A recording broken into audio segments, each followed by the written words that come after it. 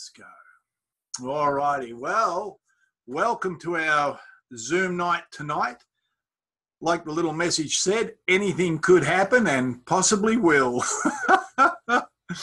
So tonight, we're probably not going to talk much about isogenics at all. All right. I figure we're just about systemed out, product out for a fair bit. If we've been around for a while, we would certainly know a lot about the product, particularly if we're plugged into the Facebook pages and all that sort of stuff.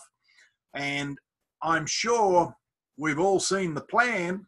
And by now, if we don't know it, the only reason we don't know it is because we're not showing it. And the only way to remember it is show it. So what I'm going to do tonight is just talk about moving on, reinventing ourselves.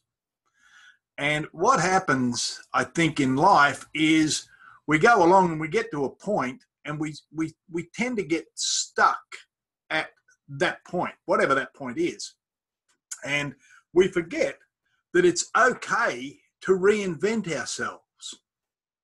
And I was going back through some photo albums from years back, and there's a photo of me as a young bloke up on the low loader, which had the bulldozer on it that I used to drive, and I had my jeans and my blue singlet on, and then I had some photos of me in the shearing sheds. So I went from bulldozer driver to shearing sheds. I'd always worked in pubs. Mum and Dad had pubs, and so wherever I couldn't get work, I'd go, get a bar job. And then I went from bulldozer driving, and then and shearing sheds, and then pub work, and then I learnt to be a silver service waiter, and so I had to reinvent myself again. So you just continually reinvent yourself, and I was waitering in a very high class restaurant where you'd have to do all the silver service off the plate and put each dish down, and it's just pretty intense sort of stuff, and you don't dare spill a pea while you're dishing the peas up onto the plate. So you have to reinvent yourself a few times. And then from that to restaurant and hotel management, so I reinvented myself again. And I think we get to a point in life where that's okay to reinvent ourselves several times along the way as younger people, but as we get to a certain point in life, we get stuck. We just get stuck and we think, well, this is who I am.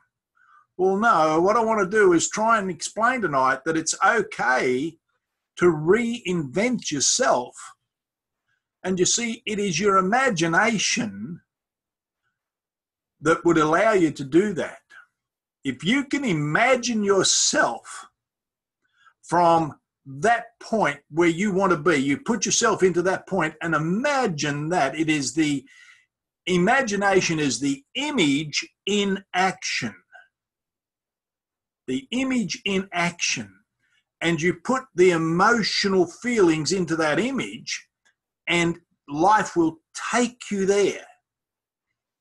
But too often we don't spend the mental energy in reinventing ourselves and imagining the new you, at whatever new you that would be.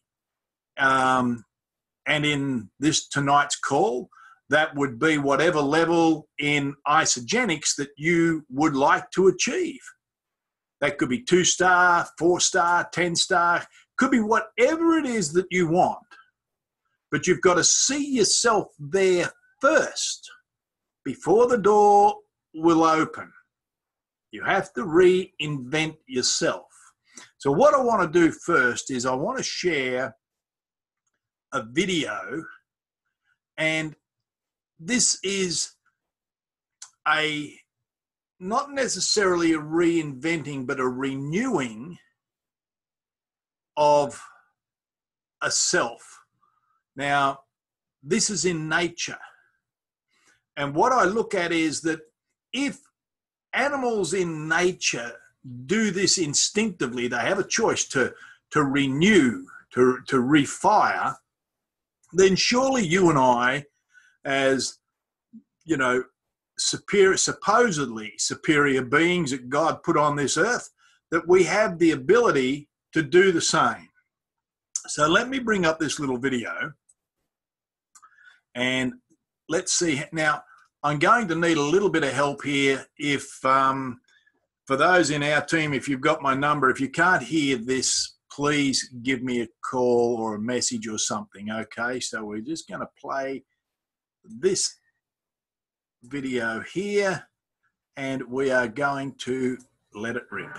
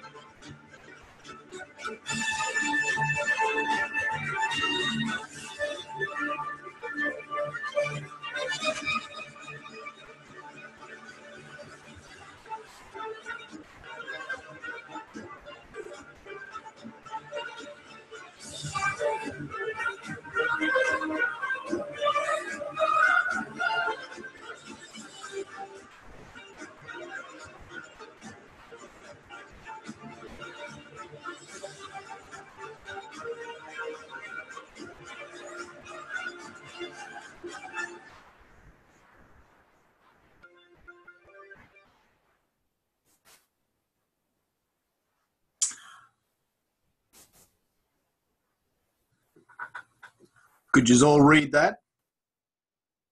Good. You know, I did a study on eagles years and years and years ago, and it takes the eagle living in seclusion like that. He flies up to his nest, and that's a very short clip of it, but he takes supplies up earlier, and he tears pieces of meat and flesh up and has it sitting there because he can't catch it while he's up there, and he's up there in that high place, a very high place. It has to be a high place for 70 days of renewing. And you and I try to achieve great heights of accomplishment with a few clips and snippets and read a few short versions of something, and we try and do it in as little time as possible with as little pain as possible, but we want all the end results. Life doesn't work like that, unfortunately, you know, and so in reinventing ourselves or renewing ourselves, we get to write a new story. We get to rewrite the story of who you are, what your journey is. And don't think for 1 minute you're the only one that's struggling or isn't where you want to be. You got to understand, we are all on that journey. We're all in that struggle. Every single one of us. However, some of us go through it quicker than others because we're prepared to endure more pain than others. And the pain is not the pain of plucking out your nails. The pain is the discipline of learning. The pain is the discipline of putting up with rejection over and over again. And so we stop even asking the questions. When was the last time you made 5 contacts in a row? Bang, bang, bang, bang, bang, bang, bang, bang, just like that. When was the last time you did that? Because we shy away. We don't want the pain. We want the glory. We don't want the pain. We want to grow, but we don't want the pain. It has to be. It doesn't have to be prolonged, but there has to be. Any form of change, even in nature, for a seed to crack open the shell takes energy and would be a certain form of pain in the seed and the shell. And so one of the things that I love doing is I love bringing up little video clips and letting videos do the storytelling for me. And in doing all this, I think the pictures tell a lot of words. And in all of this, children's stories sometimes have a much bigger story in them than the child would pick up on. Many years ago, there was a movie called The Never-Ending Story. Did anybody ever watch that, The Never-Ending Story? Yeah, a few people did. It was about this little Indian boy.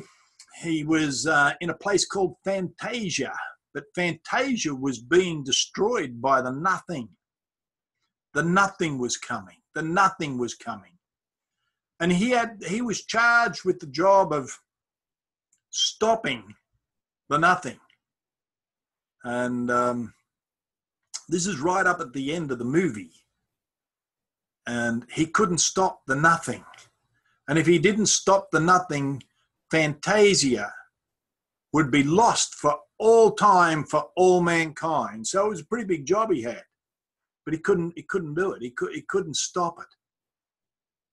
So let's have a look at this children's movie and see if you pick up any little snippets that might, just might, help.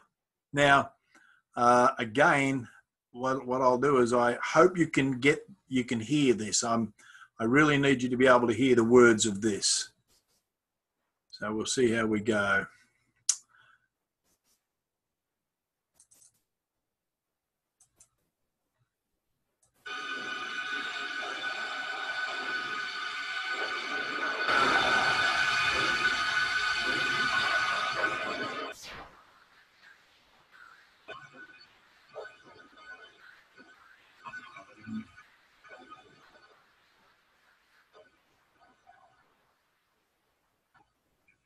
Any closer, I will rip you to shreds.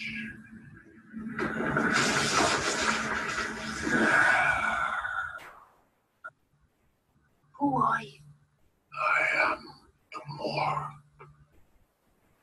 And you, whoever you are, and have the honor of being my last victim.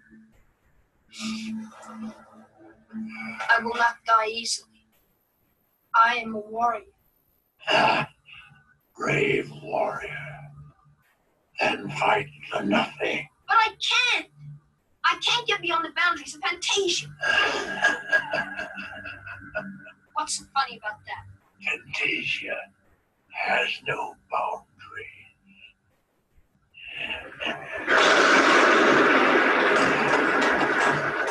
That's not true. You're lying. Foolish boy. Don't you know anything about Fantasia? It's the world of human fantasy. Every part, every creature of it is a piece of the dreams and hopes of mankind. Therefore, it has no boundary.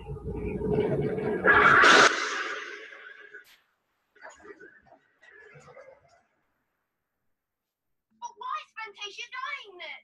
Because people have begun to lose their hopes and forget their dreams.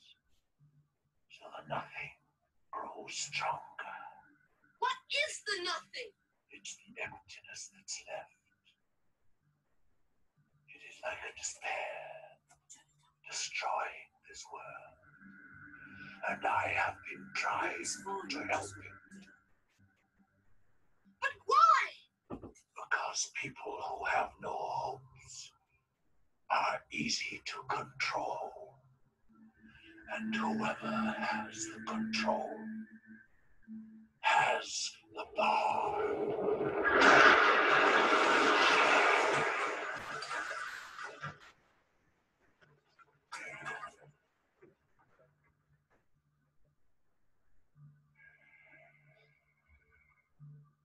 Who are you really? I am the servant of the power behind the nothing. I was sent to kill the only one who could have stopped the nothing. I lost him in the swamps of sadness. His name was a trio.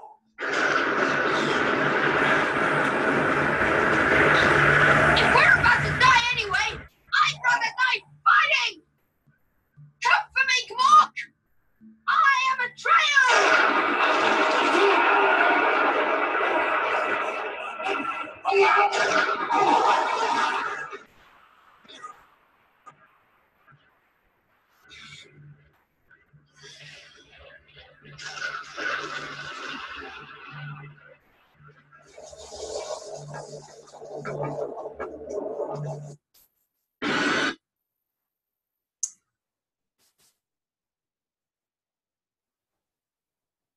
Who are they really?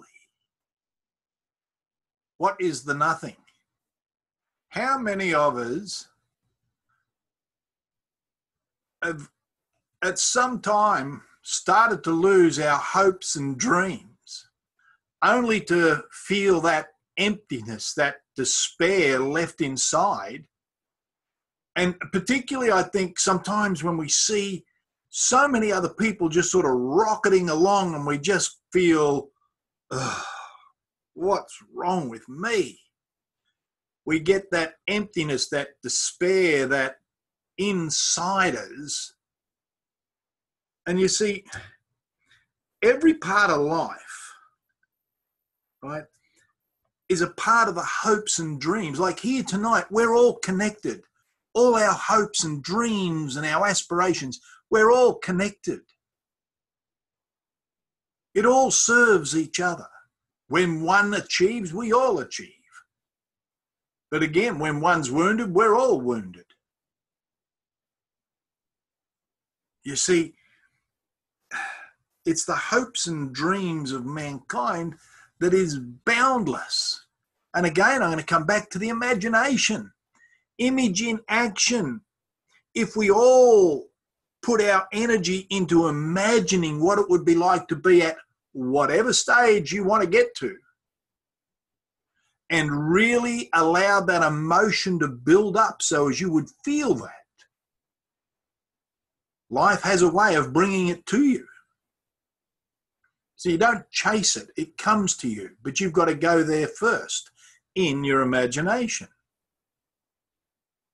You see, everything, you look around your room, everything in that room was in somebody's imagination before it was in your room. Do you realize that? Even isogenics itself was in their imaginings. before it was a reality. The house you live in was an imagining first. And then it became a reality. It didn't become a reality and then it was imagined. We tend to try and do things a little backwards. You see, if we're losing our hopes and dreams, we lose our life force. We lose our energy within, our enthusiasm. Entheo, the Greek, the God within, the entheo, the enthusiasm. When was the last time you found yourself talking enthusiastically about what you do? Not just a casual conversation, sort of throw it out there. Entheo, right? And you know, sometimes we get lost in the swamps of sadness. Swamps of sadness, nasty place. We wallow in it in ourselves. We find a place to, oh, poor little me. It's just not fair. Oh dear, woe is me. They broke another millionaire and it wasn't me. Well, okay. What are you going to do about it? What are we actually going to do about it? You know, there's so much that we can do. Is there anybody here on the call tonight that does not know how to use the little videos Trevor and Linda have made available to us and the share sheet? Anybody? No? All got that sorted? Cool. Well, then that's what you can do about it. You got the tools. Dig yourself out of the swamps of sadness. We are, like, I've got a beautiful picture on my computer of a tree, and it's a magnificent big tree, and then it shows the picture of all the roots down underneath in the ground. And do you know something? I love that picture for one reason only. If a tree has the ability to drive its roots down into the ground, into the soil, as deep as it can get them, as far out as it can take them, to bring in the nutrients and the nourishment for that tree to grow to its fullest potential and produce the seed and the fruit that it needs. Surely to goodness, you and I must be able to do the same. If a tree knows how to do that, surely you know how to bring the nutrients of knowledge, the fire and passion of activity into your life so as it can become all that it was designed to be, not just settle for. Now, I look around Trev's group, and a lot of us, not all, but a lot of us in this group, we're on the shady side of 50. Some of us are on the shady side of 60, and some of us are on the shady side of 70, right? And so what happens is we go, oh yeah, but when I was young, I could do this, this, and this. Well, how about you stop that, right? Let's understand something. Dreams don't grow old. Dreams don't grow old. Old people lose their dreams, but dreams don't grow old. So I refuse to become an old person who would lose their dream. And so in doing that, you know, rather than me go through and try and explain all this, guess what? I got another video. So what I'm going to do now, I've got two more videos actually.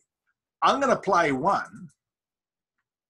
And in doing this, let me give you, what I want to do with this one is I'm going to sit there and play this because I don't want you to blame me. I don't want you to get cross at me, right? I'm like you. I want everybody to love me. You want everybody to love you. So I'm going to let you get cross at Jim Rohn, right? So we're going to let Jim Rohn tell a little story. Now, Jim Rohn, brilliant speaker. I love Jim Rohn. I've read his books. I love watching his video clips. But Jim has a way of putting things. And so we'll have a little listen to Jim Rohn.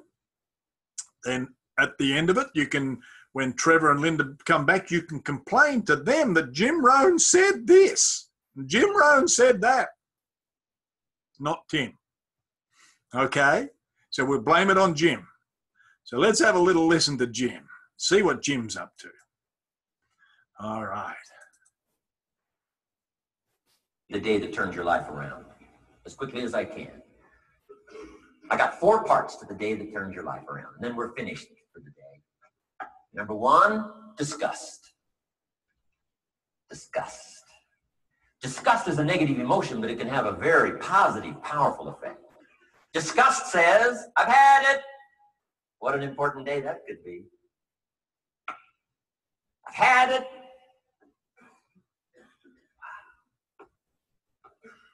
I met a beautiful, powerful, accomplished executive lady in New York. Company invited me to come in. This lady was the vice president, extraordinary lady. I got to know her and I found out her story. I said, how did you get here? Big income. And she never went to college, never went to university. I said, how did you get here? Executive, powerful, income. She said, well, let me tell you part of the scenario. She said, when I was a young mother a few years ago, she said, one day I asked my husband for $10. And he said, what for?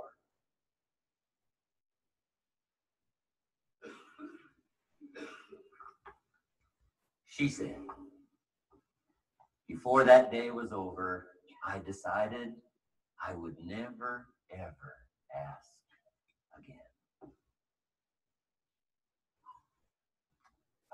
She said, I started studying opportunity, found it, took the classes, put myself through the schools, did the scenario.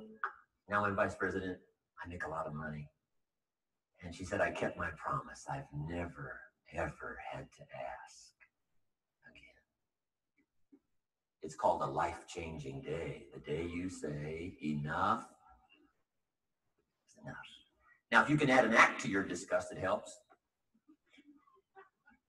A man takes a shotgun to his car, blows out every window, destroys every tire, puts 100 rounds in it, and says, I've driven this embarrassing thing for the last time.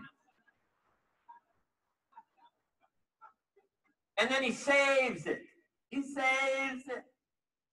And later when somebody says, how did you become rich and powerful? He says, let me show you this car.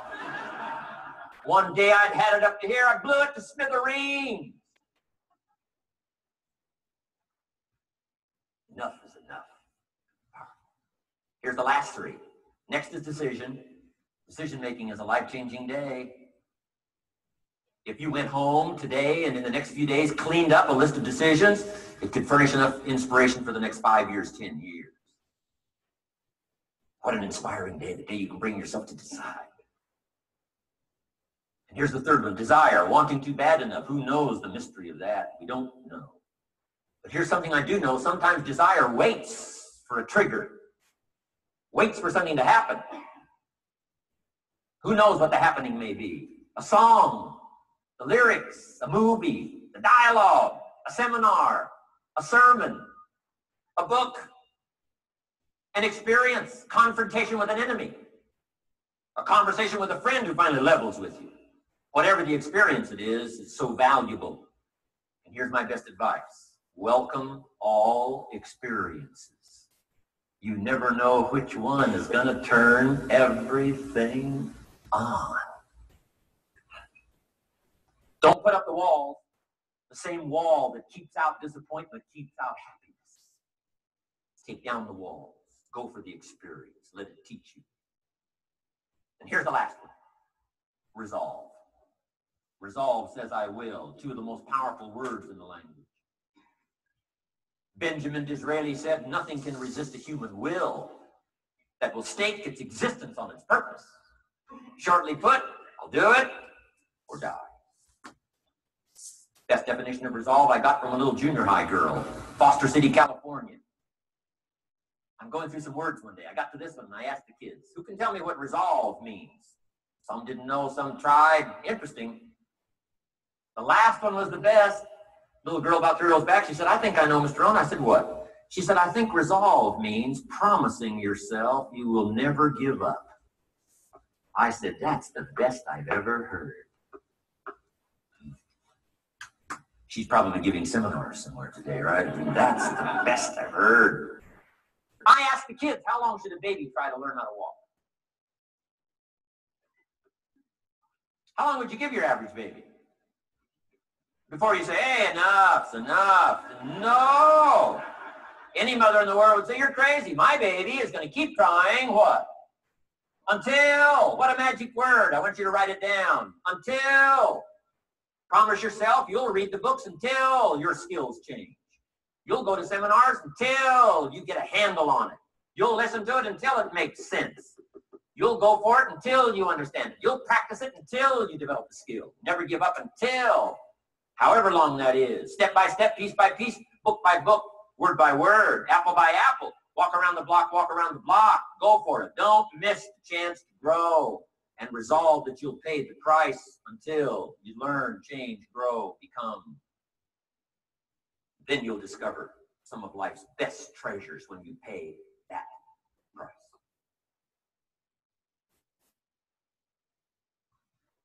Until we show the plan, until we contact the people, until. What a beautiful thing. Disgust, right? Unbelievable. I've had enough. I'm sick and tired of being sick and tired. Right? Unbelievable. That must have been a Ford that he blew the crap out of. Right? Sorry, Adam. But guys, you know, we get to a point where we settle for. We just settle for. We're okay. No, we're not. We're not okay. We're not healthy enough. We're not wealthy enough. Right? We're not. There's two things here. He said that word, I will. I will. And there's another one that says, I am. I am is the most powerful two words you can put in front of any affirmation. I am. I am.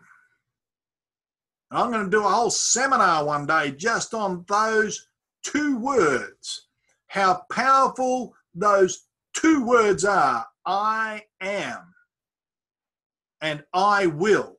Right? The resolve. We are going to do this thing. If it kills me, I'm going to go ISO millionaire. It won't, right? But you've got to have that resolve, that passion, that burn, that fire in your belly to do it until, right? It's, you know, if we go about this business in a casual nature, we will become casualties of the networking industry. We cannot be casual. Well, we can, but please don't expect to reach great heights. This isn't, you know, millionaire by laziness. This isn't millionaire by luck. This is you go and you go and you go and you go and you go and you show the plan, you show the plan, you show the plan, you show the plan, you show the plan, you show. I don't care how many you got to contact, but you show the plan, show the plan, show the plan, show the plan. Until. Now, like I said before, some of us are on the shady side of 50, 60 and 70. However, if that be the case, what we lack in energy, let us replace with skill and knowledge and wisdom. Let's get smart about what we're doing. Right? Let's just get, change tack a little bit if you have to. Learn a couple of new skills. They're there to be learned. And so, in amongst all this, I found another video, and I think you'll like this one. You won't have to complain to Trevor and Linda about this one. All right. So just bear with me for a second. And in this, I think this is actually one of my new favorite clips. So have a listen, enjoy it. But we'll finish up with early minutes tonight. But I want you to understand this. You are the absolute essence of an answer that somebody that you are yet to meet needs to know. Because without you, their life will not be able to affect the change that they so desperately want. This gift has been passed to you. You are the holder of the baton. You are the holder of the baton. And by you not passing that baton on over and over and over again, you are holding back someone else's life, someone else's fortune, someone else's children's future. We don't have the right to hold that back. This gift was given to you. Please don't be conceited enough to think that you went out and got this. No. This came to you. And it was given to you. And the only reason this gift was given to any of us was so as that we may be the givers of the gift to others. And if we sit there and do not do this, then we have become greedy people. It's mine, it's all mine. I got the gift, it's mine. No. The gift is only a gift if the gift holder gives the gift to the gift receiver. Your job is to be the giver of the gift. Right? You've got to be the givers of the gift. And the more times you give this gift out, the better life will be, not just in your home, but in hundreds of other homes. You are the giver of the gift. Let me share this with you, please.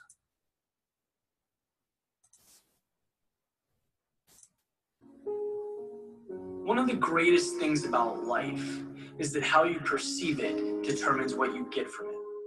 The lens through which you look at the world roadmaps your success, right? All we are is a compilation of the things we see and the beliefs we hold. Which brings me to a very interesting question. Why are human beings so inclined to limit themselves and their abilities? Why do we bring life to stopping points, to barriers that simply are not there? See, in the world we know, every day of our lives is consumed by rules, laws, limitations. If I throw a rock into the air, it's going to hit a certain point, come to a stop, and fall back down to earth. That's science. That result can be mathematically proven, and there's really no debate about it. The issue, though, and one of the most tragic elements of human behavior, is when that exact certainty, that limitation, is applied to potential. Because potential is not a thing. Potential is an idea. Visualize someone who just completed a 6-minute mile, right? It's a pretty good time, something to be proud of. The question, though, is what tangible evidence, what proof does that individual have that they couldn't have run 5:59 or 5:50, 5:30? So often we stop because we believe we've done enough. We're comfortable right where we are. We know what the standard is, and we act accordingly. But just imagine a life without these false pretenses. Imagine the possibilities that exist for those who set their own standards. It truly is the difference between ordinary and extraordinary. Going back a few years, when Henry Ford first created the automobile, he said that if he would have asked the world what they wanted, they would have said faster horses, because that was the standard. A new possible hadn't been defined yet. And this supports the fact that reality is whatever you decide it's going to be, right? That mentality has been held by anyone who's made a positive impact on society, anyone who's exceeded expectations. Unlike that rock flying through the air, there's no defined stopping point for you other than the one you give yourself. And today is about taking that stopping point and making it disappear. It's about innovation, having the courage to step into the unknown, to push, to do the things that most people wouldn't. Because most people are confined to those self-induced limitations. But they don't need to be. Right? There are two ways to look at any situation: to simply exist through it, or to have an impact, to be the defining piece, to do something memorable. And every day is an opportunity to become that standard. But you have to first believe you are. Believe that your capabilities and talents stretch far beyond what is right in front of you. Believe that possibilities are limitless. And you will see the world transform right in front of you. It'll be an incredible sight to see.